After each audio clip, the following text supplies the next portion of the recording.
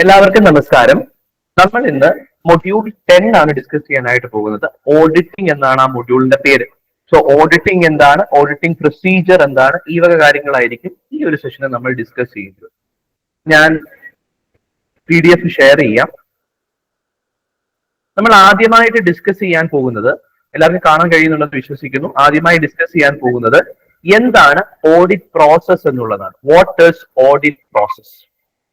The audit process is a systematic procedure followed by an auditor to examine an entity's financial record, system, and controls to provide an independent opinion on the financial statement. ഒരു എൻറ്റിറ്റിയുടെ financial സ്റ്റേറ്റ്മെന്റിനെ പറ്റി independent ആയിട്ടുള്ള ഒരു opinion നൽകുന്നതിന് വേണ്ടി auditor ആ ഒരു കമ്പനിയുടെ അല്ലെങ്കിൽ ആ ഒരു എൻറ്റിറ്റിയുടെ ഫിനാൻഷ്യൽ റെക്കോർഡ്സ്, സിസ്റ്റം, കൺട്രോൾ ഇതൊക്കെ എന്ത് ചെയ്യുന്നു? ചെക്ക് ചെയ്യുന്നു. ക്ലിയർ ആണോ? ഈ ഒരു പ്രൊസീജിയറിനെ വിളിക്കുന്ന പേരാണ് ഓഡിറ്റ് പ്രോസസ്. എന്തിനു വേണ്ടിയിട്ടാണ്? ഇൻഡിപെൻഡന്റ് ഒപ്പീനിയൻ നൽകുന്നതിന് വേണ്ടി. ആരാ ചെയ്യുന്നത്? ഓഡിറ്ററാ ചെയ്യുന്നത്. ആരുടെയാണ് ചെയ്യുന്നത്? ഒരു എൻറ്റിറ്റിയുടെയാണ്, അത് കമ്പനിയാകാം. ക്ലിയർ ആണോ? അവരുടെ എന്താണ് ചെക്ക് ചെയ്യുന്നത്? അവരുടെ financial records, systems and control. ഈ പ്രൊസീജിയറിനെ വിളിക്കുന്ന പേരാണ് ഓഡിറ്റ് പ്രോസസ്. ഇനി അടുത്ത് നോക്കാനുള്ളത് സ്റ്റെപ്സ് ഇൻ ഓഡിറ്റ് പ്രോസസ് ആണ്. ഈ ഓഡിറ്റ് പ്രോസസ്സിൽ അടങ്ങിയിട്ടുള്ള സ്റ്റെപ്പുകൾ എന്തൊക്കെ? ഒന്നാമത്തെ സ്റ്റെപ്പാണ് അപ്പോയിന്റ്മെന്റ് ഓഫ് ഓഡിറ്റർ. ഓഡിറ്റർ ഉണ്ടെങ്കിൽ മാത്രമേ ഓഡിറ്റ് പ്രൊസീജിയർ സ്റ്റാർട്ട് ചെയ്യാനായിട്ട് സാധിക്കത്തുള്ളൂ. ആദ്യമായി ഒരു ഓഡിറ്ററെ അപ്പോയിന്റ് ചെയ്യണം. നിയമപരമായിട്ടാണ് അപ്പോയിന്റ് ചെയ്യുന്നത്. അതായത് കമ്പനി നിയമം 2013 കമ്പനീസ് ആക്ട് 2013 സെക്ഷൻ 139 പറയുന്ന പ്രകാരമായിരിക്കണം ഓഡിറ്ററിനെ അപ്പോയിന്റ് ചെയ്യേണ്ടത്. രണ്ടാമത്തെ point, may be internal or external auditor. ഈ ഓഡിറ്റർ ഒരു ഇന്റേണൽ ഓഡിറ്റർ ആകാം, എക്സ്റ്റേണൽ ഓഡിറ്ററും ആകാം. ക്ലിയർ ആണോ? അപ്പോൾ അങ്ങനെ ഓഡിറ്ററെ അപ്പോയിന്റ് ചെയ്ത് കഴിഞ്ഞാൽ ഓഡിറ്റിംഗ് നമുക്ക് തുടങ്ങാനായിട്ട് സാധിക്കും. രണ്ടാമത് എന്താ വേണ്ടത്? Knowledge of client business. ഓഡിറ്റർക്ക് എന്ത് ഉണ്ടായിരിക്കണം? ക്ലയന്റിന്റെ ബിസിനസിനെ പറ്റി ഒരു നോളജ്, ഒരു അണ്ടർസ്റ്റാൻഡിങ് ഉണ്ടായിരിക്കണം. ബിസിനസിന്റെ നേച്ചർ എന്താണ്, അവരുടെ ഇന്റേണൽ കൺട്രോൾ സിസ്റ്റം എങ്ങനെയാണ്, അവരവരുടെ സ്റ്റോക്ക്, ഇൻവെന്ററി, അവരുടെ എംപ്ലോയീസ്, ഇവരെയൊക്കെ കൺട്രോൾ ചെയ്യാൻ ഉപയോഗിക്കുന്ന ടൂൾസ് എന്തൊക്കെയാണ്, അവരുടെ അക്കൗണ്ടിങ് പോളിസി എന്തൊക്കെയാണ്, അവർ ഏത് ഇൻഡസ്ട്രിയിലാണ് പ്രവർത്തിക്കുന്നത്, അവരുടെ റെഗുലേഷൻസ്, അവരുമായി ബന്ധപ്പെട്ട നിയമപരമായിട്ടുള്ള റെഗുലേഷൻസ് എന്തൊക്കെയാണ്, അവർ പാലിക്കേണ്ടുന്ന റെഗുലേഷൻസ് എന്തൊക്കെയാണ്, ഈ വക കാര്യങ്ങളെ പറ്റി പ്രോപ്പർ ആയിട്ടുള്ള നോളജ് ആർക്കുണ്ടായിരിക്കണം? ഓഡിറ്റർക്ക് ഉണ്ടായിരിക്കണം. മൂന്നാമതായിട്ട് ഇതിനുശേഷം അയാൾ എന്ത് ചെയ്യും? ഓഡിറ്റ് പ്ലാനിങ് നടത്തും. ഒരു ഓഡിറ്റ് പ്രോഗ്രാം ഉണ്ടാക്കും. നമ്മളത് പഠിക്കും, എന്താ ഓഡിറ്റ് പ്രോഗ്രാം. ഒരു ഓഡിറ്റ് പ്രോഗ്രാം അയാൾ ഉണ്ടാക്കും. എന്നിട്ട് എന്ത് ചെയ്യും? Nature, timing, extent of audit procedure decide ചെയ്യും. ഓഡിറ്റ് പ്രൊസീജിയറിന്റെ നേച്ചർ എന്തായിരിക്കണം, എത്ര കാലയളവിലേക്ക് വേണം, എത്ര സമയം എടുക്കണം, അതിന്റെ എക്സ്റ്റെന്റ്, ഏതൊക്കെ ഏരിയ കവർ ചെയ്യണം എന്ന് ഡിസൈഡ് ചെയ്യും.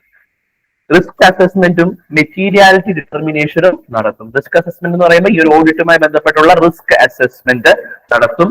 മെറ്റീരിയാലിറ്റി, ഏതൊക്കെ കാര്യങ്ങൾക്കാണ് ഇമ്പോർട്ടൻസ് കൊടുക്കേണ്ടത് എന്നുള്ള കാര്യം ഡിറ്റർമൈൻ ചെയ്യും. ഓഡിറ്റ് പ്ലാനിങ് നടത്തും. ആര്? ഓഡിറ്റർ. ക്ലിയർ അല്ലേ? അതിനുശേഷം ഓഡിറ്റ് പ്രോഗ്രാമിലേക്ക് പോകും. ഓഡിറ്റ് പ്രോഗ്രാം ഓൾറെഡി ഓഡിറ്റ് പ്ലാനിൽ നമ്മൾ ഡെവലപ്പ് ചെയ്യും. ആ ഓഡിറ്റ് പ്രോഗ്രാം അപ്ലൈ ചെയ്യും അല്ലെങ്കിൽ എക്സിക്യൂട്ട് ചെയ്യും. ഒരു written plan detailing audit procedure. Audit procedure എങ്ങനെ ആയിരിക്കണം എന്ന് എക്സ്പ്ലെയിൻ ചെയ്യുന്ന ഒരു റിട്ടൺ പ്ലാനിനെയാണ് ഓഡിറ്റ് പ്രോഗ്രാം എന്ന് വിളിക്കുന്നത്. നമുക്ക് ഓഡിറ്റ് കറക്റ്റ് ആയിട്ട് ചെയ്യാനായിട്ട് സാധിക്കും ഈ ഒരു ഓഡിറ്റ് പ്രൊസീജിയർ പ്രോപ്പർ ആയിട്ട് നമ്മളുടെ കയ്യിലുണ്ടെങ്കിൽ. ടാസ്കുകൾ അസൈൻ ചെയ്യാൻ, ഓഡിറ്റ് സ്റ്റാഫിന് അസൈൻ ചെയ്യാനും അവരത് കംപ്ലീറ്റ് ചെയ്തെന്നും ഉറപ്പുവരുത്താൻ ഓഡിറ്റ് പ്രോഗ്രാം സഹായിക്കും. അഞ്ചാമത്, കളക്ഷൻ ഓഫ് ഓഡിറ്റ് എവിഡൻസ്. ഓഡിറ്റിന് വേണ്ടിയിട്ട് ആവശ്യമായിട്ടുള്ള എവിഡൻസ് കളക്ട് ചെയ്യുന്നു. ഇൻസ്പെക്ഷനിലൂടെ, ഒബ്സർവേഷനിലൂടെ, കൺഫർമേഷൻ, മറ്റുള്ളവരോട് എന്താ പറയുന്നത്, ചോദിച്ച് അറിഞ്ഞ് കൺഫർമേഷനിലൂടെ, ഇൻക്വയറിയിലൂടെ, റീകാൽക്കുലേഷനിലൂടെ, അതായത് നമ്മുടെ മുന്നിൽ തന്നിരിക്കുന്ന അക്കൗണ്ട്സിലൂടെ കാൽക്കുലേറ്റ് ചെയ്ത് നോക്കി. ക്ലിയർ ആണോ? അതുപോലെ അനലിറ്റിക്കൽ പ്രൊസീജിയേഴ്സിലൂടെ ഓഡിറ്റ് എവിഡൻസ് കളക്ട് ചെയ്യുന്നു. ക്ലിയർ ആണോ? ഈ ഓഡിറ്റ് എവിഡൻസ് സഫീഷ്യന്റുമായിരിക്കണം, അപ്രോപ്രിയേറ്റുമായിരിക്കണം. ആറാമതായിട്ട്, evaluation of internal control. Internal കൺട്രോളിനെ ഇവാലുവേറ്റ് ചെയ്യുന്നു. ഇന്റേണൽ കൺട്രോളിന്റെ റിലയബിലിറ്റി, വിശ്വാസ്യതയും അതുപോലെ എഫക്റ്റീവ്നെസ്സും ചെക്ക് ചെയ്യുന്നു. ക്ലിയർ ആണോ? ഇന്റേണൽ കൺട്രോളിനെ ഈ രീതിയിൽ ഇവാലുവേറ്റ് ചെയ്ത് കഴിഞ്ഞാൽ നമുക്ക് എന്ത് സാധ്യമാകും? കൺട്രോൾ സ്ട്രോങ് ആണെന്നുള്ളത് ക്ലിയർ ആണോ? ചെക്ക് ചെയ്യാനായിട്ട് സാധ്യമാകും. ഫർദർ വീണ്ടും ഡീറ്റെയിൽഡ് ചെക്കിങ്ങിലേക്ക് പോകാതിരിക്കാൻ സഹായിക്കും. Help reduce need for detail checking if control are strong. Control നമ്മൾ ചെക്ക് ചെയ്യും. കൺട്രോൾ സ്ട്രോങ് ആണെങ്കിൽ ഡീറ്റെയിൽ ചെക്കിങ്ങിലേക്ക് പോകാതെ ഇരിക്കാനായിട്ട് പറ്റും. സമയം ലാഭിക്കാം, കോസ്റ്റും ലാഭിക്കാം. ഏഴാമതായിട്ട് വൗച്ചിങ്ങും വേരിഫിക്കേഷനും നടത്തും. ഓരോ ട്രാൻസാക്ഷനും എൻ്റർ ചെയ്യുന്നതിന് ഒരു സോഴ്സ് ഡോക്യുമെന്റിന്റെ ബലമുണ്ടായിരിക്കും. പർച്ചേസ് ആണെങ്കിൽ പർച്ചേസ് റെസീറ്റ്, സെയിൽസ് റെസീറ്റ്, ആ രീതിയിൽ ഡോക്യുമെന്റ്സ് ഉണ്ടായിരിക്കും. ആ പ്രോപ്പർ ആയിട്ടുള്ള ഡോക്യുമെന്റ്സ് മെയിൻറ്റെയിൻ ചെയ്തിട്ടുണ്ടോ എന്നും ഓരോ ട്രാൻസാക്ഷനുമായി ബന്ധപ്പെട്ട പ്രോപ്പർ എവിഡൻസ് ഉണ്ടോ എന്നും ചെക്ക് ചെയ്യുന്ന പ്രൊസീജിയറിനെ വൗച്ചിങ് എന്ന് പറയുന്നത്. പ്രൈമറി ഡോക്യുമെന്റ്സ്, അതായത് source documents like bill, receipt, ഇതൊക്കെ ചെക്ക് ചെയ്യുന്നു. അതിനെയാണ് വൗച്ചിങ് എന്ന് വിളിക്കുന്നത്. ഓഡിറ്ററാണ് അത് ചെയ്യുന്നത്. വേരിഫിക്കേഷൻ എന്ന് പറയുന്നത് checking existence, ownership and valuation of asset and liability. നമ്മളുടെ ബുക്കിൽ പറഞ്ഞിട്ടുള്ള ലൈബിലിറ്റി അതുപോലെ അസറ്റ് ഉള്ളതാണോ, ക്ലിയർ ആണോ, അതിന്റെ ഓണർഷിപ്പ്, അതിന്റെ എക്സിസ്റ്റൻസ്, ഇതൊക്കെ പ്രോപ്പർ ആയിട്ട് ചെക്ക് ചെയ്യുന്നതിനെ വേരിഫിക്കേഷൻ എന്ന് വിളിക്കുന്നത്. വൗച്ചിങ്ങും വേരിഫിക്കേഷനും നടത്തുന്നു. ഓക്കെ അല്ലേ? എട്ടാമത്തത് checking and cross checking of ledger. Ledger check ചെയ്യുന്നു, അത് ക്രോസ് ചെക്ക് ചെയ്യുന്നു, ട്രയൽ ബാലൻസ് ഒക്കെ പ്രിപ്പയർ ചെയ്ത് നോക്കി അരിത്തമെറ്റിക്കൽ ആക്യുറസി അതുപോലെ പോസ്റ്റിംഗ് കറക്റ്റ്നെസ് ഒക്കെ നമ്മൾ പ്രോപ്പർ ആയിട്ട് ചെക്ക് ചെയ്യുന്നു. പ്രിപ്പറേഷൻ ഓഫ് വർക്കിംഗ് പേപ്പർ, അതാണ് ഒമ്പതാമത്തെ step. Contain audit observation, evidence and conclusion. Audit observation, നമ്മുടെ ഒബ്സർവേഷൻ എന്ത്, അതിനുവേണ്ടി അതിനെ സാധൂകരിക്കുന്ന എവിഡൻസ് എന്തൊക്കെ, നമ്മുടെ കൺക്ലൂഷൻ, നമ്മുടെ ഒപ്പീനിയൻ, അത് വർക്കിംഗ് പേപ്പറിൽ കാണും, ഓഡിറ്ററുടെ ഒപ്പീനിയൻ. ക്ലിയർ ആണോ? പത്താമത്തെ പോയിന്റ് ആയിട്ട് ഓഡിറ്റ് റിപ്പോർട്ട് സമർപ്പിക്കുന്നു. ഫൈനലൈസ് ചെയ്യുന്ന കാര്യങ്ങളെല്ലാം ഓഡിറ്റ് റിപ്പോർട്ട് സമർപ്പിക്കുന്നു. Auditor expresses opinion. ക്ലിയർ ആണോ? Unqualified or qualified or adverse or disclaimer, ആ ഒരു രീതിയിൽ. ക്ലിയർ ആണോ? യെസ്. അൺക്വാളിഫൈഡ്, ക്വാളിഫൈഡ്, അഡ്വേഴ്സ്, ആ രീതിയിൽ അയാളുടെ ഒപ്പീനിയൻ ആര് എക്സ്പ്രസ് ചെയ്യുന്നു, ഓഡിറ്റർ എക്സ്പ്രസ് ചെയ്യുന്നു. ഇനി ഡിസ്ക്ലെയിമർ പ്രൊവൈഡ് ചെയ്യണമെങ്കിൽ ഡിസ്ക്ലെയിമർ പ്രൊവൈഡ് ചെയ്യുന്നു. അങ്ങനെ ഓഡിറ്റ് റിപ്പോർട്ട് എന്ത് ചെയ്യുന്നു, പ്രോപ്പർ ആയിട്ട് സമർപ്പിക്കുന്നു. ഇത്രയുമാണ് എന്തിനകത്ത് വരുന്ന പ്രൊസീജിയർ, ഓഡിറ്റ് പ്രോസസ്സിലെ പ്രൊസീജിയർ. അപ്പൊ ആദ്യം ഓഡിറ്ററെ അപ്പോയിന്റ് ചെയ്യുന്നു. അപ്പോയിന്റ് ചെയ്ത ഓഡിറ്റർ പ്രോപ്പർ ആയിട്ട് കാര്യങ്ങളെല്ലാം പഠിക്കുന്നു. ക്ലയന്റിന്റെ ബിസിനസിനെ പറ്റി പ്രോപ്പർ നോളജ് അയാൾ ഉണ്ടാക്കുന്നു. അതിനുശേഷം ഓഡിറ്റ് പ്ലാനിങ് നടത്തുന്നു. ഓഡിറ്റ് പ്ലാനിങ്ങിന്റെ ഭാഗമായി ഓഡിറ്റ് പ്രോഗ്രാം അയാൾ ബിൽഡ് ചെയ്യുന്നു. ആ ഓഡിറ്റ് പ്രോഗ്രാം അനുസരിച്ച് കാര്യങ്ങൾ മുന്നോട്ടേക്ക് നീട്ടുന്നു. ഓഡിറ്റിങ്ങിന് വേണ്ടിയിട്ടുള്ള എവിഡൻസുകൾ കളക്ട് ചെയ്യുന്നു. സഫീഷ്യന്റ് ആയിരിക്കണം, അപ്രോപ്രിയേറ്റ് ആയിരിക്കണം. അതിനുശേഷം ഇന്റേണൽ കൺട്രോൾ ചെക്ക് ചെയ്യുന്നു. ഇന്റേണൽ കൺട്രോൾ പ്രോപ്പർ ആണെങ്കിൽ ഫർദർ ഇൻവെസ്റ്റിഗേഷനിലേക്ക് പോകാതിരിക്കാം. ഓക്കെ ആണോ? അതിനുശേഷം ട്രാൻസാക്ഷൻസിനെ വൗച്ചിങ്ങിലൂടെ ഉറപ്പുവരുത്തുന്നു. ട്രാൻസാക്ഷൻസിന് സോഴ്സ് ഡോക്യുമെന്റ്സ് ഉണ്ട്, എവിഡൻസ് ഉണ്ട്. അതുപോലെ നമ്മുടെ കയ്യിലുള്ള അസറ്റും ലൈബിലിറ്റിയും കൃത്യമാണെന്ന് വേരിഫിക്കേഷനിലൂടെ ഉറപ്പുവരുത്തുന്നു. അതിനുശേഷം നമ്മുടെ ലെഡ്ജർ അക്കൗണ്ട്സിനെ ക്രോസ് ചെക്കിംഗ് നടത്തുന്നു. അതിന്റെ അരിത്തമാറ്റിക്കൽ ആക്യുറസിയും പോസ്റ്റിംഗ് കറക്റ്റ്നെസ്സും ഉറപ്പുവരുത്തുന്നു. ഇതിനെല്ലാം ശേഷം വർക്കിംഗ് പേപ്പർ പ്രിപ്പയർ ചെയ്യുന്നു. നമ്മുടെ ഒബ്സർവേഷനും എവിഡൻസും കൺക്ലൂഷനും അടങ്ങുന്ന വർക്കിംഗ് പേപ്പർ. ആ വർക്കിംഗ് പേപ്പർ ഫൈനലൈസ് ചെയ്യുന്നു, ഓഡിറ്റ് റിപ്പോർട്ടായിട്ട് സമർപ്പിക്കുന്നു. അതിനകത്ത് ഓഡിറ്ററുടെ എക്സ്പേർട്ട് ഒപ്പീനിയനും പറയുന്നു. ക്ലിയർ ആണോ? Audit process. ഓഡിറ്റ് പ്രോസസ്സിനകത്ത് ഇത്രയും കാര്യങ്ങളാണ് വരുന്നത്. ഓഡിറ്റ് പ്രോസസ്സിനകത്ത് എന്തെങ്കിലും ഡൗട്ട് ഉണ്ടോ ഓഡിറ്റ് പ്രോസസ്സിനകത്ത് വരുന്ന കാര്യങ്ങളിൽ? ഓക്കെ, ഇതിനകത്ത് പറയുന്ന കാര്യങ്ങളാണ് നമ്മൾ ഇനിയും ഡീറ്റെയിൽഡ് ആയിട്ട് ഡിസ്കസ് ചെയ്യുന്നത്, ഓരോ പോയിന്റ്സും. ഒന്ന് ഇന്റേണൽ ചെക്ക് എന്ന് പറയുന്നത് ഓൾറെഡി നമ്മൾ കണ്ടു. ഇന്റേണൽ ചെക്ക് നടത്തും. ക്ലിയർ ആണോ? എന്തിനാണ് ഇന്റേണൽ ചെക്ക് നടത്തുന്നത്?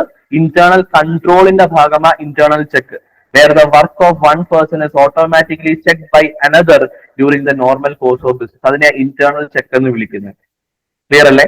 ഒരു വ്യക്തിയുടെ പ്രവൃത്തി മറ്റൊരു വ്യക്തി, ആ ഒരു ബിസിനസ് ഓർഗനൈസേഷൻ അകത്ത് നിന്നുള്ള മറ്റൊരു വ്യക്തി, ക്ലിയർ ആണോ, എക്സ്റ്റേണൽ ആയിട്ടുള്ള വ്യക്തിയല്ല, അതിനകത്ത് നിന്നുള്ള ഒരു വ്യക്തി ചെക്ക് ചെയ്യുന്നു. അങ്ങനെ ഇന്റേണൽ കൺട്രോൾ ഉറപ്പുവരുത്തുന്നു. അതിനെ ഇന്റേണൽ ചെക്ക് എന്ന് വിളിക്കുന്നത്. ഇന്റേണൽ ചെക്കിന്റെ ഡെഫിനിഷൻ എന്താണ്? A system under which accounting and other business tasks are distributed among employees in such a way that the work of one is checked by another. വർക്കുകൾ പല ആൾക്കാർക്കായി വീതിച്ചു കൊടുക്കുന്നു. ഒരാൾ വർക്ക് ചെയ്യുന്നുണ്ടോ എന്നല്ലെങ്കിൽ അയാളുടെ വർക്കിന്റെ ക്വാളിറ്റി മറ്റൊരാൾ, ആ ഓർഗനൈസേഷനകത്ത് തന്നെയുള്ള മറ്റൊരാൾ ചെക്ക് ചെയ്യുന്നു. അതാണ് ഇന്റേണൽ ചെക്ക്. ഇതിന്റെ ഒബ്ജക്റ്റീവ് എന്താ? ഫ്രോഡോ ഇററോ ഒക്കെ പ്രിവെന്റ് ചെയ്യാനും ഡിറ്റക്ട് ചെയ്യാനും സഹായിക്കും. നമ്മളുടെ അക്കൗണ്ടിങ് റെക്കോർഡ്സ് വിശ്വാസയോഗ്യമാണ് എന്ന കാര്യം എൻഷുർ ചെയ്യാൻ സഹായിക്കും. നമ്മളുടെ എഫിഷ്യൻസി കൂട്ടാനായിട്ടും സഹായിക്കും. മറ്റൊരാൾ നമ്മളെ ചെക്ക് ചെയ്യുന്നു എന്ന് കാണുമ്പോൾ എംപ്ലോയീസിന്റെ എഫിഷ്യൻസി കൂടും. Increase efficiency. ഫീച്ചേഴ്സ് എന്തൊക്കെയാണ്? ഇന്റേണൽ ചെക്കിന്റെ ഭാഗമായി വർക്ക് ഡിവൈഡ് ചെയ്ത് കൊടുക്കുന്നു. ഓട്ടോമാറ്റിക് ചെക്കിംഗ് ആണ്. ഒരാളുടെ വർക്ക് മറ്റൊരാളെ ചെക്ക് ചെയ്യുന്നു. ഇതൊരു കണ്ടിന്യൂസ് പ്രോസസ് ആയിട്ട് നടന്നുകൊണ്ടേയിരിക്കും. അതുകൊണ്ട് തന്നെ മാനിപ്പുലേഷൻ ഉള്ള ചാൻസ് റെഡ്യൂസ് ചെയ്യപ്പെടും. എക്സാമ്പിൾ എന്ന് പറയുന്നത് cashier handles cash but does not record in books. Cashier ആണ് ക്യാഷ് ഹാൻഡിൽ ചെയ്യുന്നത്, റെക്കോർഡ് ചെയ്യാൻ അക്കൗണ്ടന്റ് ഉണ്ട്. ക്ലിയർ ആണോ? അപ്പൊ അത് ചെക്കിംഗ് ആണ്. ക്യാഷ് പ്രോപ്പർ ആയിട്ട് ക്യാഷ് കളക്ട് ചെയ്തോ എന്ന് അക്കൗണ്ടന്റ് അത് റെക്കോർഡ് ചെയ്യുന്ന സമയത്ത് പ്രോപ്പർ ആയിട്ട് ചെക്ക് ചെയ്യുന്നു സോഴ്സ് ഡോക്യുമെന്റ് വെച്ച്. ക്ലിയർ ആണോ? റെക്കോർഡ്സ് വെച്ച് അല്ലെങ്കിൽ സോഴ്സ് ഡോക്യുമെന്റ് എവിഡൻസ് വെച്ച് ചെക്ക് ചെയ്യുന്നു. ഒരാളുടെ വർക്ക് മറ്റൊരാള് എന്ത് ചെയ്യുന്നു? ചെക്ക് ചെയ്യുന്നു. ഇനി അക്കൗണ്ടന്റിന്റെ വർക്ക് ഇന്റേണൽ ഓഡിറ്റർ പ്രോപ്പർ ആയിട്ട് ചെക്ക് ചെയ്യുന്നു. ഇന്റേണൽ ചെക്കുകൾ നടക്കും. Purchase order approved by one person and payment made by another. Purchase order approve ചെയ്യുന്ന ഒരു വ്യക്തി, പേയ്മെന്റ് നടത്തുന്നത് മറ്റൊരു വ്യക്തി. ക്ലിയർ അല്ല? ഇതൊക്കെയാണ് ഇന്റേണൽ കൺട്രോളിന്റെ എക്സാമ്പിൾ. ഇതുകൊണ്ടുള്ള അഡ്വാൻറ്റേജ് എന്താ? ഇറേഴ്സും ഫ്രോഡും നേരത്തെ തന്നെ ഡിറ്റക്ട് ചെയ്യാനായിട്ട് സഹായിക്കും. വർക്കിലെ എഫിഷ്യൻസി കൂട്ടാൻ സഹായിക്കും. വർക്ക് ഡിവൈഡ് ചെയ്ത് കൊടുക്കുന്നത് കൊണ്ട് വർക്കിൽ സ്പെഷ്യലൈസ്ഡ് ആകാൻ വർക്കേഴ്സിന് സാഹചര്യം ഉണ്ടാകും. അതുപോലെ തന്നെ റിലയബിൾ ഡേറ്റ ഓഡിറ്റിന് വേണ്ടി കൊടുക്കാനായി സഹായിക്കും. ഓഡിറ്റിലേക്ക് പോകുന്ന സമയത്ത് റിലയബിൾ ആയിട്ടുള്ള ഡേറ്റ ഓഡിറ്ററുടെ മുമ്പിലേക്ക് കൊടുക്കാൻ സഹായിക്കും. കാരണം ഓൾറെഡി ഇന്റേണൽ ചെക്ക് കഴിഞ്ഞിട്ടാണ് വന്നത്. അതുകൊണ്ടാണ് auditor internal control system check ചെയ്ത് നോക്കുന്നത്.